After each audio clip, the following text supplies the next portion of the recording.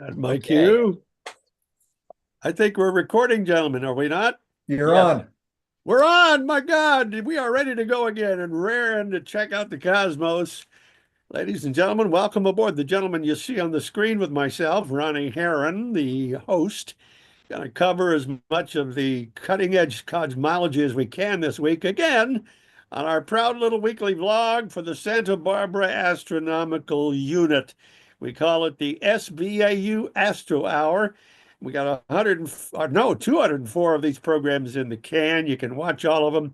Welcome to number 205 for the week of January 27th through February the 2nd of 2025.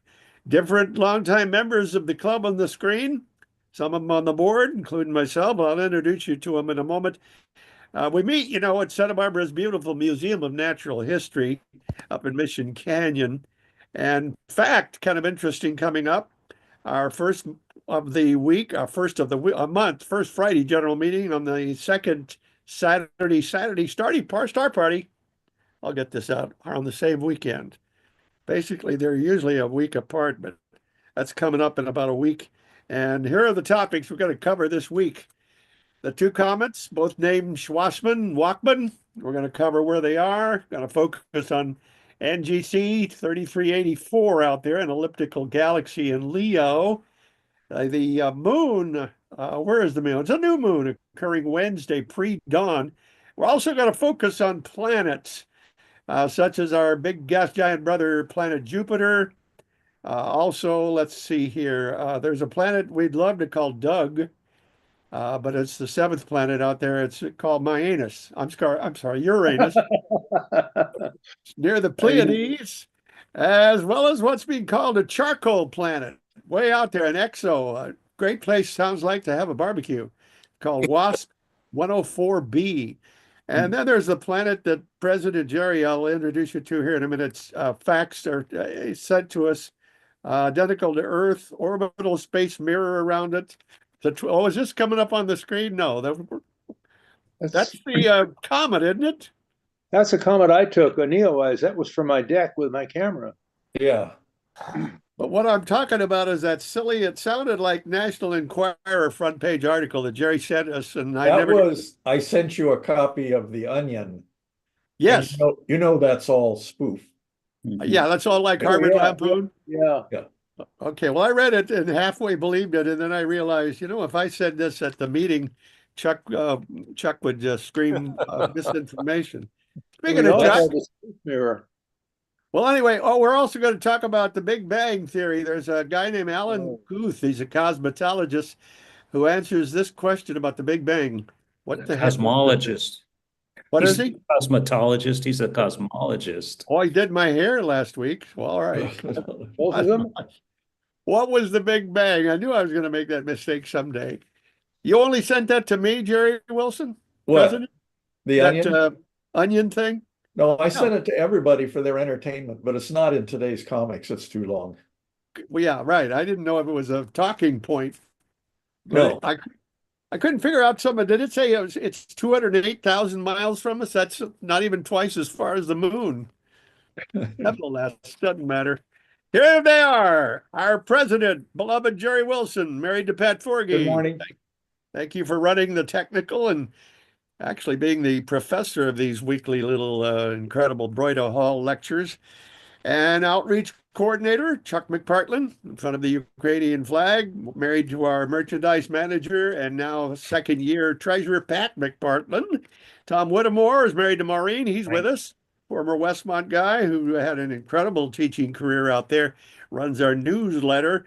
Bruce Murdoch signed in, longtime supporter and telescope enthusiast, a veteran of the old R&Ds out there on Hollister. We may talk about that. He runs the Santa Barbara Theater Organ Society and is married to Bonnie.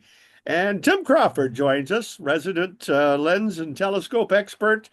And I believe one of two gentlemen on the screen who are volunteering, what is it, this weekend or next week out at the beautiful museum. Maybe we can talk about that, maybe not. Let's go to the silly stuff first.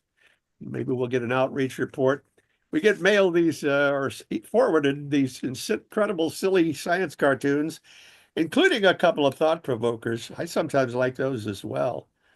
You want to do the astronaut helmets off or the dinosaurs or downhill because of Pluto?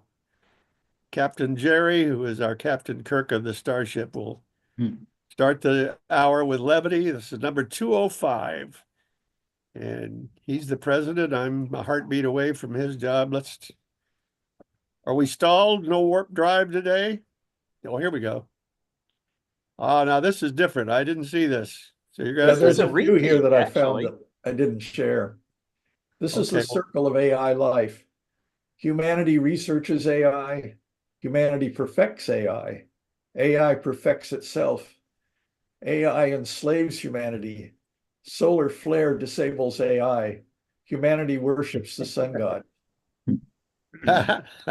Full cycle. yeah, it may happen that way. You never know. I'm waiting for a religion to start. Here we go. We merge mathematics with paleontology. How do you get a velociraptor? You divide the time raptor into the distance raptor. Those are two other vicious predators back then. Distance That's raptor. dinosaur division. Yeah, this is a little, I think, washed out, isn't it? Well, Yeah. can Okay. you switch it over and maybe once we located the gorilla suit, see, it's another one we didn't get. We are now switching gears, ladies and gentlemen, into surface mode, low orbit. Anything should appear on your screen any moment. We're going to get into some serious stuff this hour. Okay. So it looks like a professor drawing, talking to what, the press? And he says, once we located the gorilla suit used in the fake Bigfoot film, our DNA analysis pointed out that Bigfoot was indeed wearing the suit. Inside was a Neanderthal. Look at that. And here, I didn't know if this was a scientist or Sherlock Holmes, but he says, I can't explain it, gentlemen, but everything just seems to have gone downhill ever since Pluto stopped being a planet. You know what I thought he was about to say? Downhill ever since that apple fell on Isaac Newton. Oh, And Hit him in the everything head. was, yeah, everything is down. Here we go. This is the photo we're going to get some commentary on. Very rare picture taken with the astronauts who were on the moon. Well, maybe not in this photo. They were taking off their helmets. Take the picture. Year was 1969. Helmets were not mandatory on vehicles like that. There they are out in some desert location. And Bruce, you helped No, make that, Mary? we're on the back 40 of our plant where we had a moonscape. They're in Okay. Goleta. Yes. Was it Delco? Yeah. Delco. And where did you work, Jerry? Santa Barbara Research Center, right across from the street. from Across the Delco. street. Yeah. Okay, I used to do their parties. I was the Which DJ one? they hired. And this is the very one. They only had one, didn't they? Did you keep one down here on Earth? A He never replica? left Earth. They drove a rover on the moon later Ron, on. Oh, Ron, yeah, this right. was The a ones test that they article. sent to the moon stayed on the moon. Okay, so They- what were we just looking back. at? A moment? Ron, this was a test vehicle. It was not one of the ones that went to the moon. It was Okay, specially made so it could run on the Earth. I understand that. I'm thinking, is the test vehicle the one that stayed down here? Is it Yep. still around? It had to stay here. It wouldn't have worked on the moon. Okay, because it had like air and rubber tires. Yeah. And its weight and suspension and everything else. It was designed to run on the Earth so the astronauts could drive it around and learn how to run it. What would rubber tires filled with air on the moon do? Blow up. Pop up, pop. Okay, here we go. Homeschooling science lesson went really well this week. There they are with a still in the backyard. Next week, marketing and distribution, making their own booze. I love it. All right, greetings on Saron 5. What is that? According to the Universal Translator, that goo outburst was an adjective your. Did I get that wrong? Is that Yeah, geo? no, you're right. But the But the excessive excessive- stickiness could be you. Okay, that's what are they facing a Martian? There's an extraterrestrial. Are they on They're a trying to planet? figure out its way of communication. Oh, and it's spitting on them? Yes. Oh, goo, okay. What is Sauron 5? Just a made-up planet name? Fantasy. Oh, fantasy, okay. And here's a couple of cruising or one is this an extraterrestrial or an American? That's one of our scientists inside of Oh God. a I just UAP. Technology advances, people stay the same. Oh, forgot his coffee cup. okay. When the inventor of the USB stick dies, they'll gently lower the coffin, then pull it back up, turn it the other way, then lower it again. Okay. I get that one. Did you not send these out or did I not get them? About half of them I sent out. Okay, well, that's all right. I can be surprised and still have levity. That's what it's all about. Gentlemen, welcome aboard. Thank you for being here, for teaching me. I'm proud to be the host, and I learned so much. We go to Chuck's favorite version of the night sky. Yeah. Try to find anything with that chart. That looks pretty much like the planetarium inside on the ceiling. Well, just Sometimes. remember this. This is Regulus. Nope, Regulus Oh, is this smart, is yeah. Regulus. Yeah. Thanks, Chuck, for the introduction. This is Regulus. So down here, like a pendulum swinging across, is the path of comet Schwarzmann-Walkman.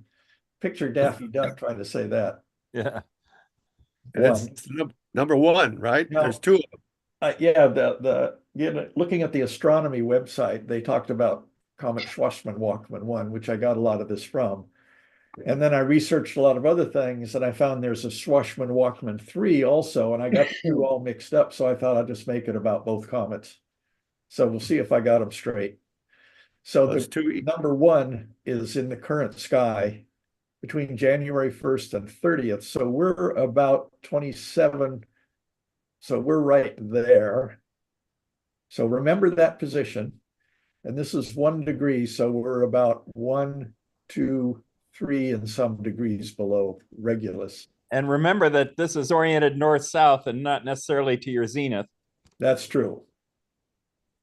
Oh, it would be, yeah, we flipped in a reflector, wouldn't it? Right.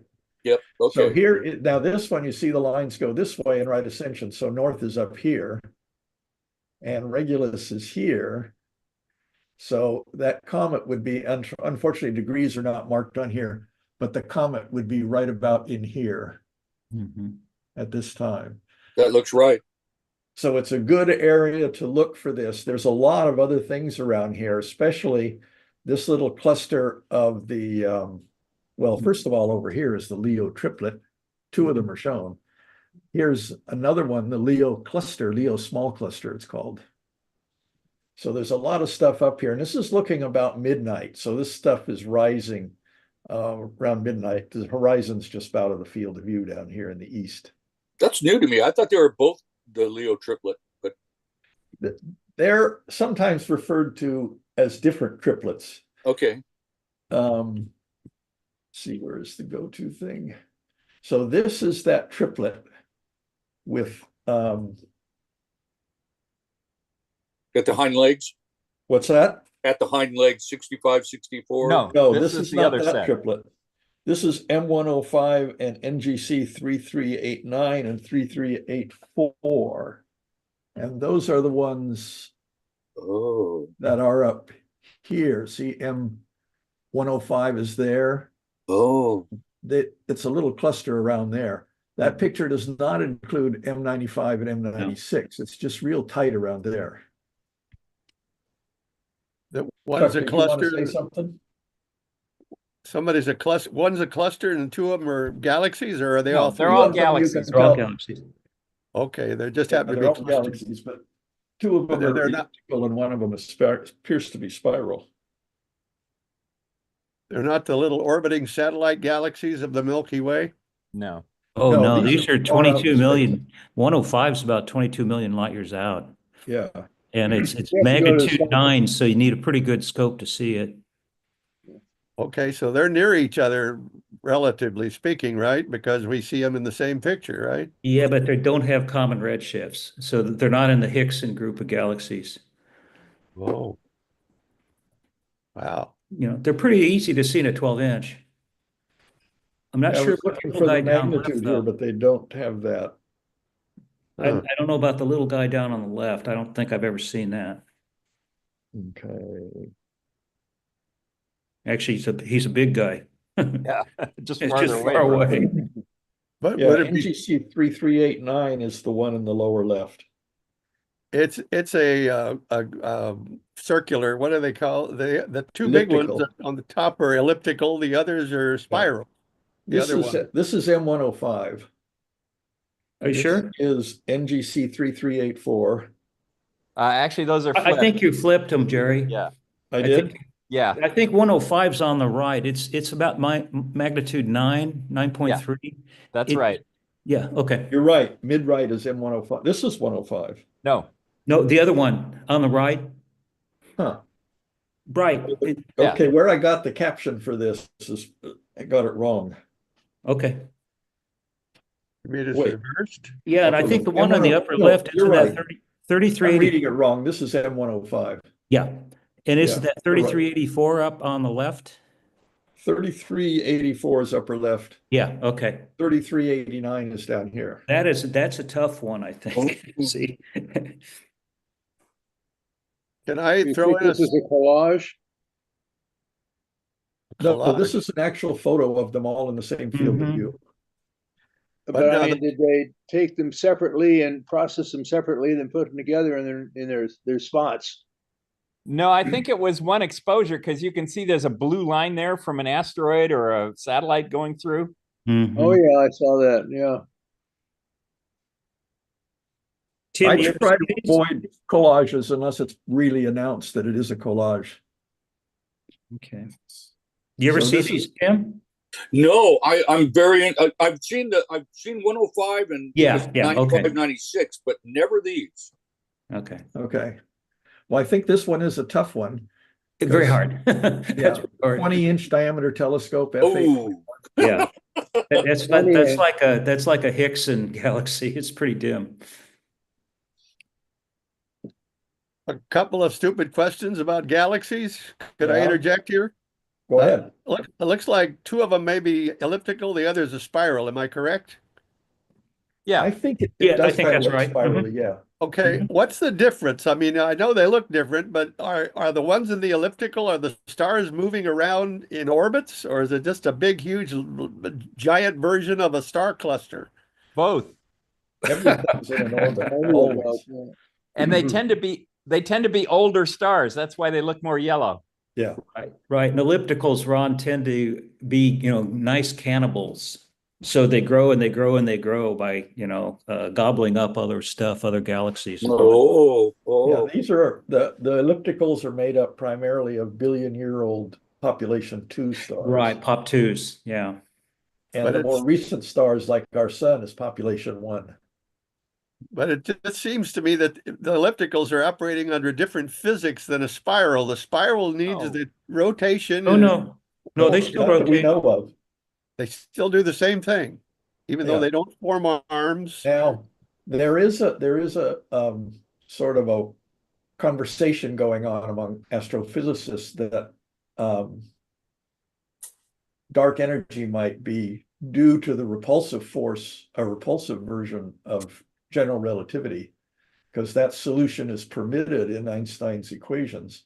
And so if you're way far away from every massive source, then the gravity becomes less attractive.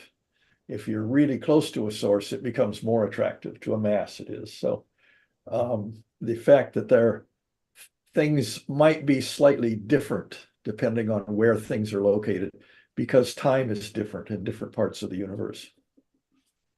I know that's Wow. not an explanation, but it's a topic that is being discussed. You find it all over the place. Well, you said dark energy, not dark matter. Yeah, dark energy, the thing that's the repulsive force in the universe. They're trying to fit it to the repulsive part of Einstein's general relativity. And Oh, on that's the- also the same force that is believed to drive the Big Bang, first initial stage of inflation. And we'll get to that as the last topic. Yeah. Jerry, can I ask a question here? You You're just saying did. that our sun is a population One. one star, and I thought that a star that had heavier elements had to be a population 2. Yes. It's the other way. It's kind of the other way around, Tim.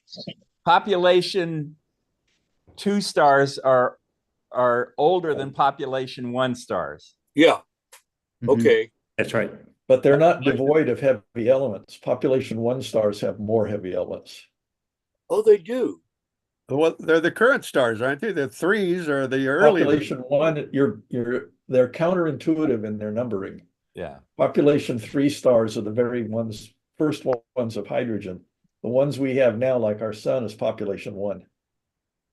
And population 2 stars tend to be low metallicity because they're low mass and and therefore they live a long time and they did not have a lot of heavy elements incorporated into them. Right. Yeah. And Tim, just to make a comment here, you notice that one image of the galaxy on the left, Yeah. a 20-inch f8. So Yeah. that's comparable to Westmont's 24-inch f8. That's exactly what I was thinking. Yeah. So you see it takes some kick. Yeah. to get Yeah. that. And that's probably a time exposure too. So Oh, sure, yes. sure. Yeah, they probably had a nice cool. Yeah, these are camera on not that. naked eye stars in here. Thank you for clearing that up about population 1, 2, and 3. I'm going to go over Okay. that still again, but we got to move on. Now, this is an infrared image of Schwarzman of Comet 29P. That's Schwarzman-Walkman 1. Wow. So now these two Schwarzman-Walkmans, they are falling apart. This is the 29P is the one, and that's the one that's in our sky now. Okay. And it's in this orbit always outside of Jupiter. Wow. And we are in here, Venus, we are right there at Earth. So it never gets very bright. Doesn't come real near the sun, doesn't come really near us. It's close to the ecliptic. These little lines show how far it is from the ecliptic, like it's up or below it. Mm. And this is the Schwarzman-Walkman 3 that was the older one. Boy, why didn't they name it Sam W? yeah. Yeah, well, we'll just call it Comet 73P. So the other one's 29P. This is 73P. Okay. It's the parent. It's coming apart, and these are time pictures from the Spitzer Space Telescope, largely in the infrared, showing it at different stages. These are not all the parts at once. These are at different stages. I think that's all the parts at once. Could be. Wow. Yeah. Wow. Is it also outside of the orbit of Jupiter? Well, they're taken in separate photos because this is a photo. Yes. This is a photo. Yeah. But you can see that the coma of the one at the top overlaps into the second image down below. So Okay. So these are the parts. It is breaking up very dramatically, as Wow. this shows, and the next one shows also. yeah, and that was years This is- ago. Yeah. Yeah. Yeah. This was it was Wow. magnitude 9, and that was in 2000. Oh, I got a lot of dates here anyway. Yeah, this one was discovered in 1930, and it's been around since, observed in 1990, 2006, 2011. This one is a Hubble photograph of it. Wow. I So- gotta- Overexposed. What's that? I have to It's change. overexposed. I have to Okay. change my whole concept of comets. I thought they, by definition, came in and passed us and went past the three innermost planets and went around the sun. Some do.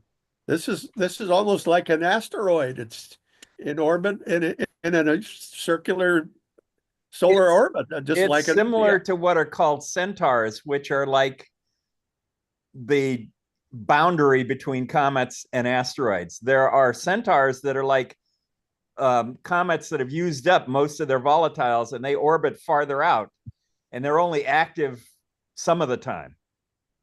You say volatiles, that means the liquid, Yeah, water on the ices and gases.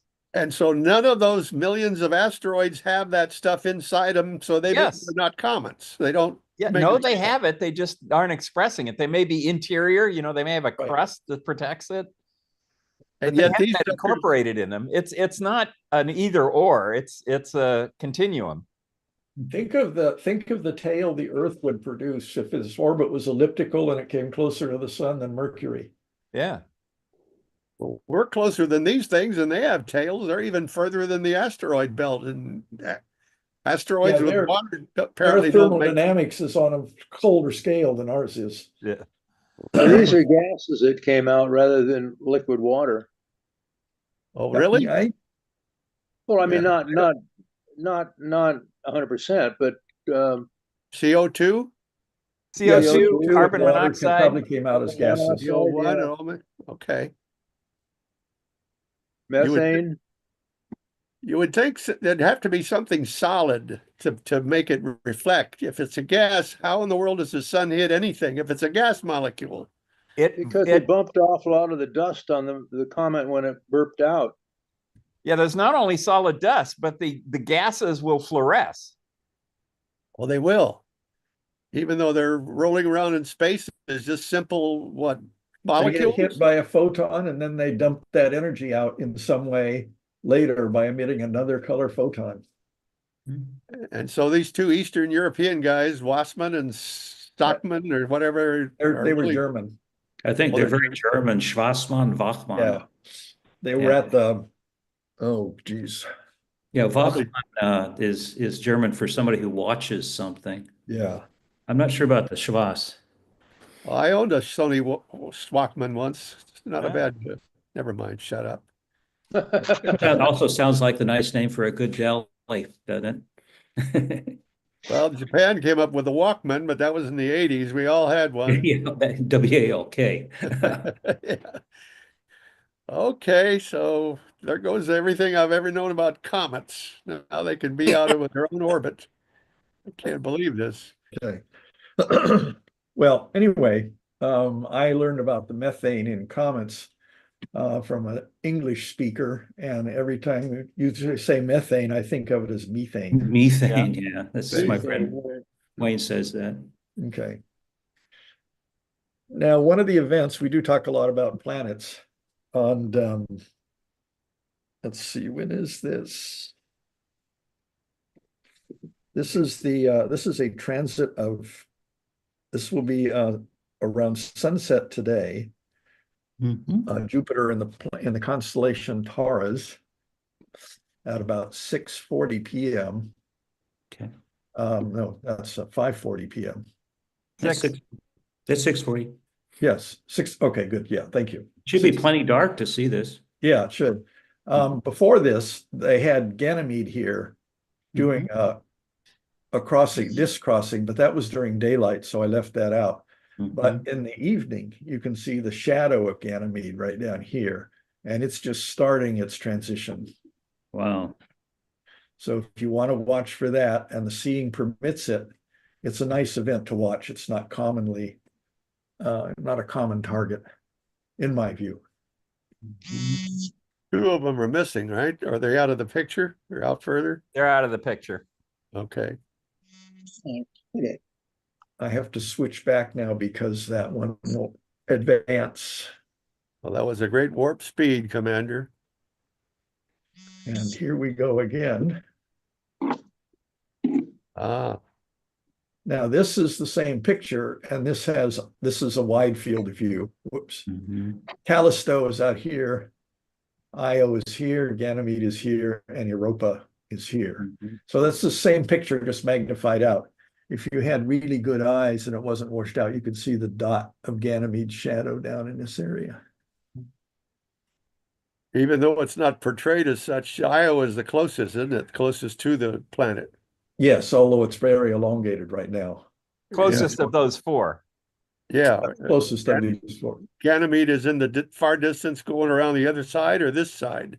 It's obviously in front of it just transited the disk. Oh, it's in yeah. front. And it's Got got shadow on the disk. Is that a common thing? Those little transits? Oh, they happen all the time.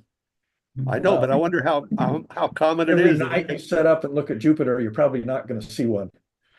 So Ron, spend the most of- orbital periods are like Io is 2 days, Europa is 4, Ganymede is 8, and Callisto is 16. So that gives you an idea.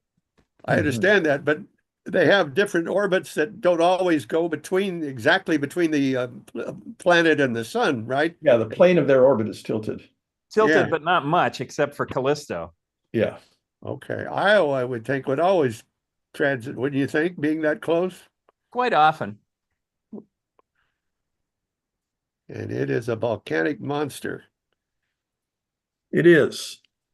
It's a Speaking cheese of pizza. monsters, look at that sky. This shows Venus, Saturn, and Neptune at dusk, roughly 7 o'clock tomorrow. This is a nice, this is things about to set. These are things going out of our sky. There's the great square of Pegasus with Alcanib. The Andromeda Galaxy is up here, probably about 40 degrees up in the sky.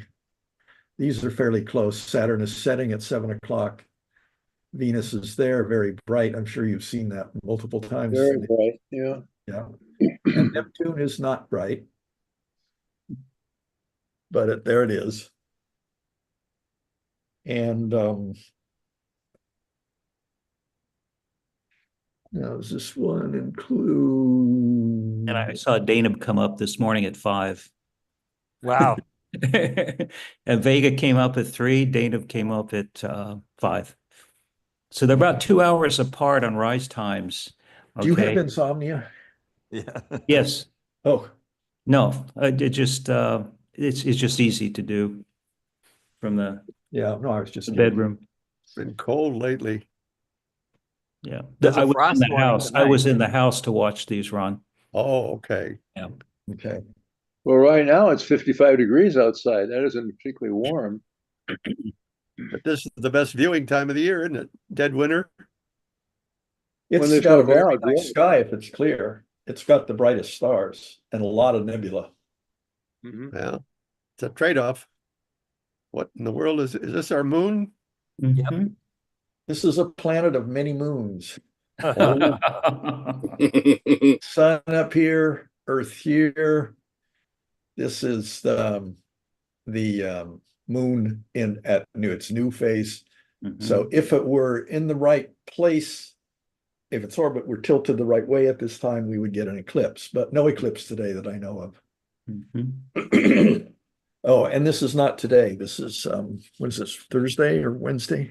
This is just all made up, it looks like. Yeah, this is a whole I think month Wednesday's worth, 28 new. days. Yeah, this is it's new moon at 4 a.m. on Wednesday, Okay. Pacific Standard Time. God, I wish we could play the 2001 Space Odyssey theme right now. Just fits so perfectly. Uh-huh. Rock Zarathustra. Neptune. Yeah, this is Neptune, and this is a detailed finder chart. These are the things I make up when I'm trying to find things to photograph. And this is an NP-101 telescope with a Brandon 24 millimeter eyepiece. Yeah. So- That's your scope, Tim. Yeah. So this is about 2 degrees across here, I think, and this is about 1 degree here. Mhm. And you put that red circle on? Yeah, well, I know the planetarium software does it for me, Oh, and but I have an old version, so it won't let me do it for an NP-127. So if you find some other star that you recognize inside that circle, you can just plot where Neptune is relative to it, can't In you? your eye, yeah, you look for bright patterns. These stars here, this orange one will be distinctive. These here, this little triangle will be distinctive. So I would look for those things. And then there's 2 here, and then wider 2 here, and right up through the middle of them, that's Neptune. So I do like micro star hopping within the field of view to find what I want to see in there, because I like to take photographs of galaxies, and the galaxies is very frequently not visible in the small scopes I use.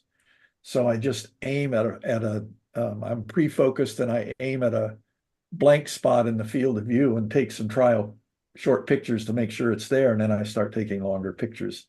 I generally do at least 12 5-minute exposures of everything. Need something that does plate solving. But That is something I'm just getting into now, is how to learn to do that and stuff. My Unistellar does plate solving, but I don't directly control it. And I gave that telescope to my grandson, Hmm. who my son-in-law is going nuts with it down in Camarillo. The skies are clear. But He's Jerry, into computers, and this is a good intro to astronomy. He was Doesn't away look- from the fires. Yes, no, yes, he's down on the flat area, Okay. away from all, he was surrounded by fires 3 different places at 2 different times. Yeah. So, well, Neptune doesn't really stand out and different than any of the stars. It's just another little dot there, isn't it? It has different Yeah. color. It's yeah, a little blue. Yeah. and it has what the astronomy magazine keeps pointing out is a flat effect. You know, the stars look point-like, and this thing is actually about 2 seconds of an arc across, which is still pretty damn small, but it doesn't look point-like. If you look at it long enough, it starts being obvious that it's not a star. It wiggles. In other words, planets don't have spikes. They don't twinkle like stars. No, it depends how bright it is. It can do both of those things depending on conditions. Okay. And it's certainly way up high as a magnitude number, isn't it? It's beyond naked eye. You have to have a I think scope. it's magnitude 7 or 8. You Oh, can is use it? binoculars. Yeah, you can see it in binoculars. Mhm. Now, binoculars would have a much bigger red circle around them. Right, When you're about trying 5 to- degrees. Yeah. And Well, Neptune would be hard, but Very hard. discernible. We were going to talk I about, don't use binoculars much because it's very hard for me to hold them stable. You need a sky window, Jerry. Yeah. And I need stabilized binoculars. You can Well, get you're them. your talking point said you were going to talk about Planet Doug, which is in Pleiades. If you got a picture of that? Ah, there it is, right in the There we middle. There's Doug, There's Doug. and it's placed in the sky. This is in the evening sky again. Mhm. This is Taurus with the Hyades in here. Jupiter's up there. The Pleiades are here. And let's see, M33 is not a standout, but you can find it here. But this is where this is supposed to be. I didn't show the boundaries of the Mhm. thing, but if you look over here, Orion is holding his bow, and you can just take that straight out here, and you're probably a couple degrees below Uranus there, or Doug. Good star Just- hopping. And just for the- here is it looking through Tim's 101. There it is. Did the ancients pronounce it Uranus or Uranus? Uranos. Uranus. Well, that's what we should be calling it then. There's your red circle. And the Doug thing, ladies and gentlemen, in case you don't know why we came up with that, it was a cartoon you sent out, Jerry, Yes, months ago. probably a half a year ago or so. Yeah, Had the planets all lined up, and Uranus was replaced with the word Doug. tired of red. Kids Yeah. got a giggle about that in all science classes, I'm sure. Uh-huh. Shows how much richer, Ron, the background field is. Oh, Yeah. man. It's Lot more amazingly stars. rich. So there's a Yeah. lot of stars in here that may stand out in your scope. I try to adjust it for the magnitude limits. So these things around the rim are Yeah. going to get this circle centered, and then you just look at the middle of your eyepiece, and you'll find Yeah. this greenish star there. It'll look green then, huh? Oh, yeah. Yeah, it will look greeny, and this is bigger. It's double the size of Neptune. So this would be 2 to 5 seconds of an arc. And you can, at 100 power, 150 power, you can definitely see a disk if Oh, the wow. air is steady enough. Yeah. All right. And it's Joe's green. scope, you can pick out moons. Mhm. Really? Well, close up to Neptune, it is blue. Close up to Uranus, is it green? It's greenish blue. Is it? Yeah, one is kind of bluish and one is kind of greenish. So Which one is it? This is the one that's on its side, isn't it? Yeah. yes. So Tim, is your 101 like an F7? 5.4, Oh, 5.5? 5.4, I think it is. That's what I remember, 5.4. Yeah, it's 540 millimeters, Tom. Okay. Okay. Uranus. Interesting. It's good to know the night sky is still up there. It's a rich field. That's a nice rich field. Yeah, Well, there's yeah, a neat. lot of stuff up there to see. I got to get that 101 out again, boy. This is Yeah, getting me all fired up to it's a check great it out. scope.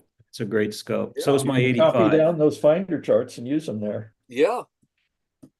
So this is the evening sky with Venus, Mhm. Saturn, and this is the just past the new moon. This would be on whoops, planet Thursday or Friday? in the evening sky on the 31st. So that's Friday. Friday. Yeah, When we'll probably have clouds, unfortunately. yeah. It's also And Mike it's Chipnick's birthday, by the way. Today is 31st. Today is 31st? today's Mozart's birthday. So Okay. we've been playing Mozart all morning. Did he write the happy birthday song? No. Okay. Got your old harpsichord out, did you, He Tom? grabbed Twinkle Twinkle Little Star from the French. Well, where's the moon? I see it's Oh, labeled. it's just a really eensy weensy fingernail. Yeah, it's Yeah, just like a fingernail clipping right there. That would be neat to see. And And probably it'll have earth shine. Yeah, you'll see the Oh, yeah. dark side. But Yeah. the thing is, there's a star right here. Ah. And the moon is heading up this way. Mm-hmm. So you might see an occultation there, but I didn't see any announcement of it. oh wow. It's not a bright star. Pretty cool. Yeah, very cool. Doesn't have a name. The star, Yeah. Fred. I'm I think sure it has Fred. multiple names. As opposed to Doug. Planet Doug's long lost brother Fred. Okay, now there's nothing going on particularly with Saturn. It's a nice look. It is, I mean, in terms of occultation, it's not. These are, let's see, yeah, this is Titan, the brightest moon. You'll easily see that. Mhm. It's a slightly, in my telescopes with my eyes, it's a slightly reddish faint star. Hmm. The rest of these things are difficult to find or difficult to see, but they are in the ring plane. So, and And this they Is show us the ring plane coming to so you can look right through it and you can't see it? Is that what's showing here? that'll be in Getting March. That'll be in March in the daytime for us, unfortunately. yeah, it'll also be, I think, Saturn is in superior conjunction with the sun. Yeah. So I don't think we're going to see it, Well, but NASA's it will get close some- in the next few days. Go ahead. NASA isn't NASA it's sending a probe not to Titan. They're going to do Titan eventually, but they're on the way to a Jupiter moon, aren't they? Right now. Europa. Yes, Yeah. the Oh. Europa Express or something like that. Mhm. But Titan, They they will definitely. be, Mhm. according to Martin Kakin, a future speaker, and we may get him to talk about it a little bit. They are Ooh. working on a helicopter for Titan A because helicopter. Titan has a thick enough atmosphere to be useful. Yeah, Julian Knott wanted Julian Knott to develop a balloon. Balloons are Titan. still an option too for both Venus and Titan. Yeah, unfortunately, But I Julian's not with us anymore. No, Yeah. he Good passed. man, good man. But has your godson Martin told you how in the world you do a joystick of ingenuity on Mars when it's 20-something minutes to get your video? You can't do it. It's all pre-planned. And he writes the code and then he uploads it and he Yeah, Tim, if it works, it's called a jump for joystick. Yeah, Another boy. another 20 Sure, minutes yeah, to get I yeah, mean, it takes turn another around. 20 to yeah, right. For Titan, it's more like an hour and 26 minutes. Wow. Yeah, wow. Turn now. Uh-oh. What's happening here, Jerry? This is a hot Jupiter exoplanet, and this is an artist's rendition of a Oh, star thank called, it's a planet WASP 104b around the parent star WASP 104. It's been spectrally examined and it's considered to be one of the darkest planets, exoplanets known. It Yeah. it absorbs 97% of the light that hits it. It has blown away. It's close enough to its sun that it has blown away enough. Its orbital radius 0.029 astronomical units. So it's only 2 million miles from the sun, its sun. It orbits in 1.8 days, and the sun had the solar wind there has blown away almost all of the volatile atmosphere. So it has an atmosphere made of vaporized sodium and what was the other one? Calcium, potassium, and sodium. Like a great place. That could be a little rough. Great place to get a tan. Yeah. Wow. And how many LYs away? How many what? 0.2. Light years. Oh, from No, us? no. It's 0.2 AUs. So it's light. I'm talking about from us. Oh, It's 466 light years away from us. Okay. It's in Leo. So that's not continents with an ocean in between we're looking at in those varied colors. those No, are clouds. These are radiating bands of whatever it is that the Yeah. planet is made of, but its atmosphere is potassium and sodium. And it's Wow. darker than charcoal, is a way of describing it. Probably write it off as a source of life. Life as we know it. I think It life could be is, silicon-based, for example, rather than carbon. Yeah, that's really wild science fiction speculation, but I read several novels about that kind of thing. So, Jerry, they found this by the displacement of the gravity, or I don't know This is how a they WASP located this star. exoplanet. So WASP is a system that uses a whole bunch of camera lenses, just like we had Right. a speaker We had- talk about recently. Yeah, Tim, that was a great talk. I missed it. Sorry, I missed that. Yeah, it was really good talk. but you couldn't see this. It's only transiting that gives them anything, right? A slight dimming of the star. Yeah, Yeah, you need the space mirror to see it. yeah. Wow. They're pointing out that the density of this planet, a Jupiter-sized planet, is so low that it's likely composed of gas, Hmm. but heavier materials of gas, not what we know as a gas here on Earth, but Well- things that we know as a solid on Earth as a gas there. But This is really close to its star. by definition, Jerry, does science say that a planet that large has got to be mostly gas and only the smaller ones are rocky? No, Can you have a rock this size? I don't know. Well, look at Mercury. I guess it depends how cold it is. Mercury's not this size. We're talking gas giants. Are all giants gas? Is what my question Well, is. that's true, but if you take Jupiter out of our solar system, despite all the havoc it would wreak with the other planets, if you take it way out in space, way away from every other star, it becomes a solid planet. It would solidify. Are It you is a kidding rocky me? planet. Or at least an icy planet. Yeah, well, that's rock. Yeah. They're referred to, if you remember, on Titan when they landed, there were boulders in the picture they took, and they called them ice boulders. Yeah. So They that think was they're the rock on Titan is ice. Yeah. Oh, what Actually- an interesting concept. Yeah. Yeah, that Huygens could have landed in a lake of methane too, couldn't it? Yep. Could be bubbling away down there. Oh, we're going to talk Big Bang, boys and girls. If Gather you around. remember the primitive view of the elements, the periodic table only had 4 elements Yeah. in it: air, earth, Right. fire, and water. Yeah. Those things, it was very observant from what they knew, but it was really a statement of the 4 states of matter. So there's solid, liquid, gas, and plasma, and that's earth, water, air, and fire. So Right. they just didn't think deep enough. This is really washed out. Yeah. Oh, okay.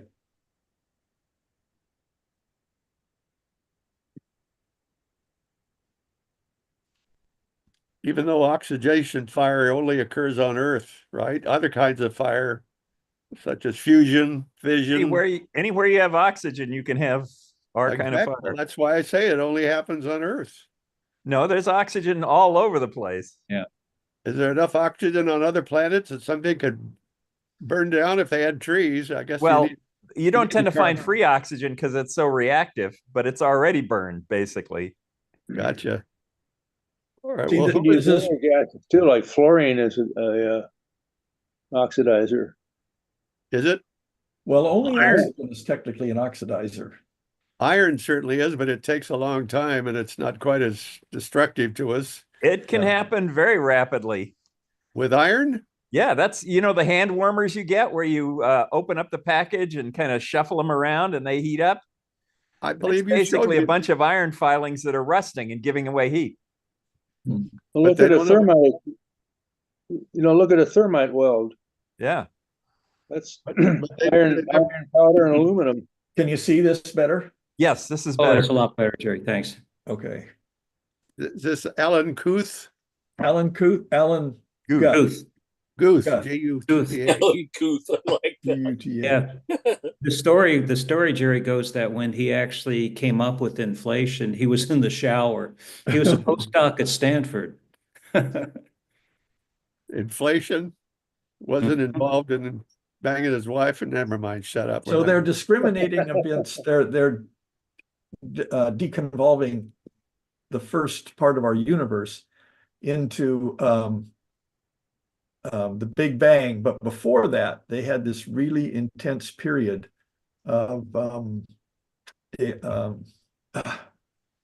inflation. Inflation? And they're separating the two of them. Mhm. But here, this says that gravitational repulsion expands space-time itself at more than 1 billion trillion times the speed of light. Yeah.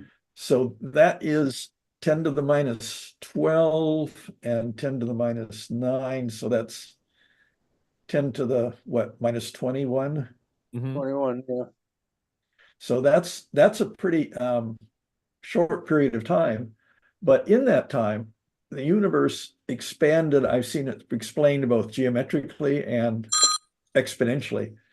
So they're really guessing all this. And this is that period with incredible claims about it that, what was her name? Jennifer Ito was trying to set up an experiment to find signatures of this expansion because it's the only part of the Big Bang theory that we cannot see and is not supported by actual evidence. So it may have to be replaced or modified, but it's a very interesting concept. Here, the universe cools as it expands. And this is all in the first between 10 to the minus, and I've seen a number of things on this. This is between 10 to the minus 36 seconds and 10 to the minus 32 seconds. Wink of an eye, huh? What's, yeah, oh, yeah. So that would hurt your eyelid. Meta AI claims it's between 10 to the minus 35 and 10 to the minus 12 seconds, so that's the kind of the range. These are really arm wavy periods of time, but very fast. And by the time you're down here to 1 second, which is about here, and it starts slowing down to the rates we see today, that the Hubble constant was very big and variable. And basically, the things we see at 13.8 billion years ago got in place at this time and then emitted the light that we see at 13.8 billion years later now. So, just going to make but a the comment, universe- Jerry. I'm just going to make a comment. The first stars are about 300 million years after the bang, somewhere in that ballpark. Right. The microwave background Mhm. was 380,000 Right. years after the Big Bang. Cosmic background, there's so this is looking back at the actual flame, you might say, of the first. That's a And great then chart. after that, Wherever you found that, the Jerry, universe- that's a great chart. That's really This neat. is in a Scientific American article about Alan Guth Oh, Is it from new? about Is it but this new? is a about 20 years ago article. Or something. oh, okay. Never mind. It has a great discussion of all this stuff too. Yeah. But does science think that the atoms weren't there in that initial blast? It was all just the dinky stuff? Oh, no. It was all Quarks and- energy. Right. Oh, it was all light? Now, light is energy, right? Yep. Yeah, Light first was- atoms are, I it think wasn't first light yet. atoms are about 3 minutes, right? About 3 minutes, Yeah. something like Okay. that. Look at that time scale, Ron. That's just amazing. I've seen this bell many times, and this is the first time I've understood what it means, why it's shaped like that. Okay, the Yeah, the explosion. vertical axis is logarithmically in time scale. Yeah. So Mhm. the universe may not have made this corner. It may have continued on like this, expanding in case it's gigando. You know, we think that from extrapolating from what we see now, 300 or 13.8 billion years, and it took light to get that long to get here. So we know, and the things are moving away from us at increasing rates. We can extrapolate those rates out to say that the radius of the universe is at least double 13.8 billion, about 27 billion, and the diameter would be double that, which would be close to 50 billion. Mhm. And adding in the acceleration that we see the light or the particles going away from us, it brings it up to the range. Just talking an order of magnitude here of 100 billion light Yep. years in diameter for the present Right. universe. That is very big. And we could just be one of many multiverses. Yeah, and this is it. These are the other universes side by side, overlapping universes. But as this expanded and as the matter cooled, where is that up here? Somewhere. The universe cools as it expands. In this cooling and expansion phase, the things formed in this order. They formed elementary particles, then they formed atoms, then they formed elements, then they formed stars. That's where elements means atoms with electrons. Then it formed stars, galaxies, and ultimately everything we know today. The article by about Alan Guth focuses on what was it that banged. Big. Higgs bosons? Oh no, it was all The bosons are one of No. the elementary particles. Hmm. It says, according to this Gus theory, for less than a millionth of a trillionth of a trillionth of a second. So that's 10 to the minus 24 plus 10 to the minus 9 is 10 to the minus 33 seconds after the birth. An exotic form of matter exerted a counterintuitive force, which is referred to as gravitational repulsion. And that's what made it expand. Yeah, that time scale is often called the Planck time. Right. You can get to that by taking fundamental constants and, running some gymnastics on them. Well, my understanding is it calls for a whole different topic and a different program, but when a antimatter and a regular matter, which we are made of, collide, they obliterate and become a light wave, right? Or a photon. Energy. That mean all that energy was both anti and pro matter together? Not until the matter was formed. At first, it was just energy. Oh, it doesn't go back and forth? Supposedly, that's what the Einstein theory, E equals mc squared means. They're That's equal. No, it just That's how means to energy and calculate mass quantity. are equivalent at some stage. Jerry, Right. what'd you say? Jerry? That's how to calculate the quantity that goes back and forth, if it goes back and forth. Yeah. It doesn't give you the probability of it going back and forth. There's not enough known about this exotic matter when it was expanding to really make a claim like that. But I'm sure it still satisfied the conservation of mass and energy. And from what we know, there's more mass than there is more matter than there is antimatter. Right. And why? And why? That's an unsolved question. So there's an asymmetry there. Yeah. Well, And maybe Tim, not. Can they tell in the distance what stuff is made of billions of light years away? Can they tell it's not antimatter galaxies? Yeah, we can see it. yeah, and Tim, Mhm. yeah, somewhere in between the first atoms and the first galaxies, that's when upsidasium happened.